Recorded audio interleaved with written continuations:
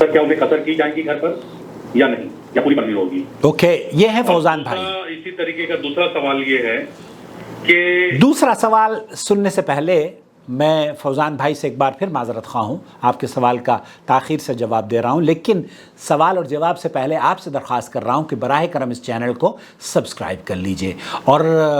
YouTube کی report کے مطابق ہمارے 75% سے زیادہ سبسکرائبر جو اس کو دیکھتے ہیں وہ سبسکرائبر نہیں ہیں، تو میک شیور پلیز کہ اس چینل کو آپ سبسکرائب کر لیں، اور سپورٹ اگر کرنا چاہتے ہیں جوائن ممبرشپ کے ذریعے ہمیں سپورٹ کیجئے تاکہ ہم بہتر سے بہتر اپنے کام کو انجام دے سکیں. سنتے ہیں یہ سوال فوزان بھائی کا کویت سے کہ سفر کے بیچ میں مان لیجیے کچھ نماز رہ جاتی ہیں، مغرب اور عشاء مان لیجیے، مغرب اور عشاء کے دوران میں سفر میں تھا اور رات میں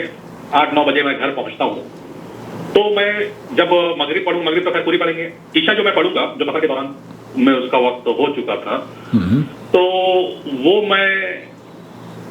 قصر کروں گا یا پوری پڑھوں گا؟ یا چلے عشاء تو خیر اگر ایسا سمجھ لیں کہ کوئی ایسی نماز جو بھائی فوزان یہ جاننا چاہ رہے ہیں کہ اگر وقت سفر یا سفر کے دوران نمازیں ہو گئی ہیں اور ہم نے وہ نمازیں نہیں پڑھ پائے، ایسی صورت میں کیا جب ہم منزل مقصود پر پہنچ جائیں گے تو ان نمازوں کو قصر کر پڑھیں یا پھر پورا پڑھیں؟ میں آپ کو لے کر چلتا ہوں فضیلت شیخ عبدالعزیز بن باز کی محفل میں، ان سے یہی سوال کیا جا رہا ہے. اذا فاتتنی صلاة وانا مسافر هل اقضیها على هیئة صلاة المسافر؟ سوال یہی کہہ رہے ہیں کہ اگر میں مسافر ہوں، منزل مقصود پر پہنچنے کے بعد اس کو کس طریقے سے ادا کروں گا؟ سفر کی کیفیت سے کیونکہ میں مسافر تھا، یا پہنچنے والے کی حیثیت سے کہ میں مقیم ہوں؟ قصرا وجمعا ام اتمها وكل صلاة في وقتها؟ قصر اور جمع کر سکتا ہوں یا ہر نماز کو اپنے وقت پر پڑھوں گا؟ بسم الله الرحمن الرحيم الحمد لله وصلى الله وسلم على رسول الله وعلى آله وأصحابه ومن اهتدى بهداه، أما بعد. آمين. فالمسافر إذا فاتته صلاة وهو بالسفر، ایک مسافر جس کی نمازیں سفر کے دوران رہ گئی ہیں، وہ پڑھ نہیں پایا ہے وأداها بالحضر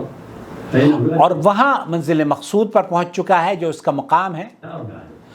اب جو قصر نماز تھی وہ قصر نہیں پڑھے گا کیونکہ وہ اپنے منزل پر پہنچ چکا ہے، اس لیے اربعہ، ظہر کی 4، عصر کی 4 اور عشاء کی 4 ہی رکعت پڑھے گا. يشهدها كلها لقول النبي صلى الله عليه وسلم. وہاں جتنی بھی نمازیں پڑھے گا وہ ایسا نہیں ہے کہ ظہر کی تو 2 رکعت پڑھی، عصر کی 2 رکعت پڑھی کیونکہ مجھے میری عصر اور ظہر سفر کے دوران ہوئی ہے، اور جب میں گھر پہنچا ہوں تو عشاء کی نماز میری رہ گئی ہے، عشاء میں مقیم کی حیثیت سے پائی ہے، اذان ہو رہی تھی شہر میں، تو ایسی صورت میں شیخ فرما رہے ہیں کہ وہ 4 یا 3 نمازیں ظہر، عصر، مغرب اور عشاء جتنی بھی نمازیں اس کی چھوٹی ہیں وہ جب پہنچے گا تو مکمل نمازیں پڑھے گا. من نام عن الصلاة أو نسيها فليصليها إذا ذكرها. آپ علیہ الصلوۃ والسلام کی اس حدیث سے استدلال لیا ہے کہ جو نمازوں کو بھول جائے اور یا سوتا ہوا رہ جائے تو اسے اس وقت پڑھ لے جب اسے یاد آئے یا وہ جب سو کر اٹھے.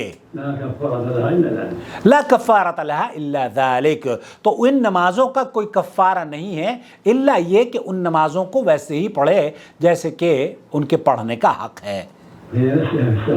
جیسے کہ اس نے سفر کے دوران اس سے چھوٹی ہے.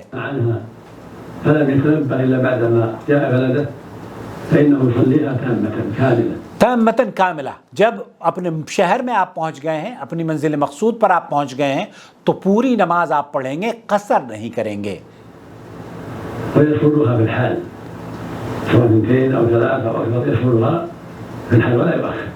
آپ جس وقت بھی پہنچیں اسی وقت ان نمازوں کو مکمل طور پر ادا کریں، ان میں تاخیر کرنے کی ضرورت نہیں ہے. وہ تاخیر بھی قابل عذر، وہ شرعی عذر نہیں ہوگا آپ کا.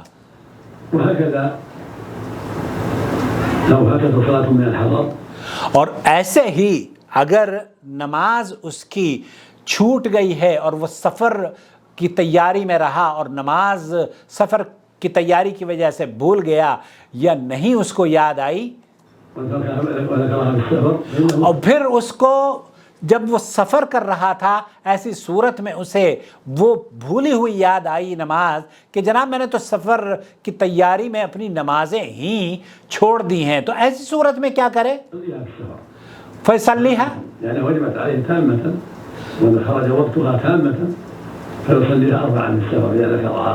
اب اسے چونکہ وہ مسافر ضرور ہے لیکن اس نے اس کے اوپر وہ فرض ہوئی تھی تو اس کی 4 رکعت اس کے اوپر فرض ہوئی تھی، اس پر اس بات کی رخصت اس کو نہیں دی جائے گی کہ وہ ان نمازوں کو جو کہ فرض نمازیں 4 ہوئی تھیں اسے 2 کر کے پڑھے۔ اگر ایک آدمی سفر سے پہلے 4 رکعت ظہر کی بھول گیا ہے اور وہ عصر کے وقت کہیں جا کر اسے یاد آیا کہ جناب میں نے تو ظہر ہی نہیں پڑھی، سفر کی تیاری میں مصروف رہا، تو ایسی صورت میں وہ 4 ظہر بھی پڑھے گا، اور عصر کی چونکہ وہ مسافر ہے تو اسے رخصت ہے، وہ چاہے تو اس میں قصر کر سکتا ہے، یہ اللہ تعالیٰ کی طرف سے اس کو رخصت ہے۔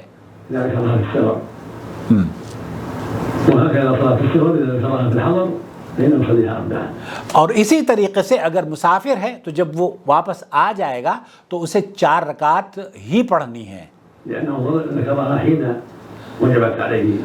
اب اس نے چونکہ اسے جب یاد آیا ہے، اپنے منزل مقصود پر پہنچ کر یاد آیا ہے، تو منزل مقصود پر پہنچ کر اس کی سفر کی رخصت ختم ہو چکی ہے۔ فَصَلَاةُ التَّامَّةً۔ خلاصہ کلام یہ ہوا، مفتی مملکت سعودی عرب شیخ عبدالعزیز بن باز رحمۃ اللہ علیہ یہ فرما رہے ہیں کہ اگر آپ سفر میں ہیں اور نمازیں آپ کی چھوٹ گئی ہیں اور مقام پر آپ پہنچ جاتے ہیں، اپنے گھر پہنچ جاتے ہیں، اپنی منزل مقصود پر حفظ و امان کے ساتھ پہنچ جاتے ہیں، تو ایسی صورت میں جو نمازیں آپ کی دوران سفر رہ گئی ہیں وہ عشاء کی 4 رکعت پڑھی جائیں گی، مغرب کی 3 رکعت پڑھی جائے گی، ظہر کی 4 رکعت پڑھی جائے گی، وہ قصر نہیں کریں گے۔ البتہ جمع کا جیسے تعلق ڈاکٹر خالد المصلح نے اس سے پہلے بتایا کہ جمع کا تعلق سفر سے نہیں ہے، جمع ایک مقیم بھی کر سکتا ہے اور اس کا عذر کے مطابق بھی کر سکتا ہے، خوف ہے، بارش ہے، یا برسات ہے، یا پھر بیماریاں ہیں، اور ایسے بھی اللہ کے رسول صلی اللہ علیہ وسلم نے بغیر خوف کے، بغیر مطر کے، بغیر بارش کے بھی مدینہ منورہ میں 2 نمازوں کو جمع کیا ہے۔ تو نمازیں جمع کرنا مقیم اور مسافر دونوں کے لیے جائز ہیں، لیکن نمازوں کو قصر کرنا صرف مسافر کے لیے جائز ہے۔ جب وہ اپنی منزل مقصود پر پہنچ جائے تو اس کے لیے جائز نہیں کہ وہ نمازوں کو قصر کرے۔ واللہ تعالی عالم، وصلی اللہ علی نبینا محمد وعلی آلہ وصحبہ اجمعین، والسلام علیکم ورحمۃ اللہ وبرکاتہ۔ آپ کا بھائی محمد عاقل، جدہ سے مملکت سعودی عرب۔ اس طرح کے سوالوں کے جواب اگر آپ بھی اپنے دینی مسئلے کا حل تلاش کر رہے ہیں تو ہمیں واٹس ایپ پر وائس میسج کر دیجئے، ہم یوٹیوب پر آپ کے سوال کا جواب لے کر حاضر ہو جائیں گے۔ جو بہنیں اور بھائی طلاق کے مسائل پر گفتگو کرنا چاہتے ہیں ان سے درخواست ہے کہ طلاق کے مسائل اس طرح سے حل نہیں ہوتے کہ آپ 1 منٹ کی آڈیو بھیج دیں اور ہم انہیں سن کر جواب دے دیں، بلکہ اس پر ڈسکشن خاصی تفصیل سے کرنی پڑتی ہے اور میاں بیوی سے دونوں سے رابطہ کرنا پڑتا ہے۔ تو میری گزارش یہ ہے کہ ایک کاؤنسلنگ سیشن آپ بک کر لیں اور حسب استطاعت جو آپ افورڈ کر سکتے ہوں اس چینل کو جوائن ممبرشپ کے ذریعے سپورٹ کریں، اس کی کاؤنسلنگ فی پے کر دیں جو آپ کے لیے افورڈیبل ہو۔ کوئی شرط نہیں ہے کہ اتنا ہی آپ ہمارے چینل کو دیں، جو افورڈیبل ہو، لیکن کاؤنسلنگ فی اگر آپ پے کر دیں گے تو تفصیل سے میں آپ کی گفتگو کو سن بھی لوں گا، اور میری گزارش یہ ہے کہ جب آپ کاؤنسلنگ کریں تو میاں بیوی اگر جو ایک دوسرے میں رابطے ہیں، طلاق کے بعد بھی رابطے رہتے ہیں، تو ان دونوں کی گفتگو کریں، کیونکہ ایک ویڈیو میں میرے چینل پر آپ دیکھ سکتے ہیں شوہر بیوی پر الزامات لگا رہے تھے، اور میں نے ان سے پوچھا کہ جناب یہ الزامات، اس کی کوئی دلیل ہے آپ کے پاس؟ کیا گواہی مل سکتی ہے؟ تو انہوں نے کہا میری بیوی ہی اس کی گواہی دے سکتی ہے۔ جب بیوی سے پوچھا گیا انہوں نے کہا صاحب میں ان کی گفتگو آپ کے چینل پر سن رہی ہوں، میں لائیو تھا، اور انہوں نے کہا کہ یہ جھوٹ بول رہے ہیں۔ تو سچ اور جھوٹ کا اس کی صحیح طور پر مشورہ دینے تک کے لیے ہمیں فریقین کی جب ہم گفتگو سن لیں گے تو آپ کو کسی نتیجے پر پہنچا سکیں گے. اور بہت سارے طلاق کے مسائل ایسے ہیں جو کہ عام طور پر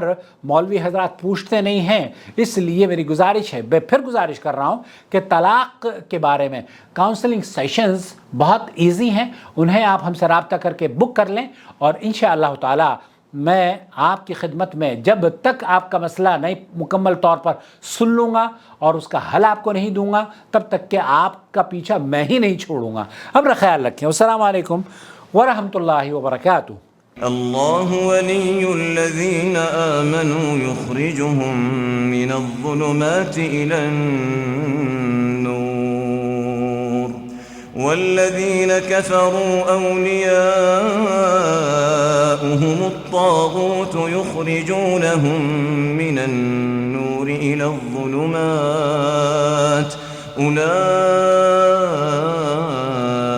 أصحاب النار هم فيها خالدون.